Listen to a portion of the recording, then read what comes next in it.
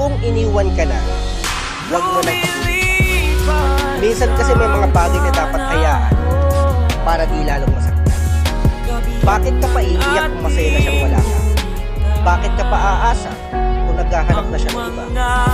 Bakit mo pa siya ipaglalaban kung siya mismo ay sinayang? At bakit mo pa hahabulin kung itinutulak ka ng Panginoon? Mas mainam na lang na hayaan na lang kesa magmakaawa pa. Bukod sa nagsasayang ka ng panahon, mas lalo mo nang sinasaktan ng sarili.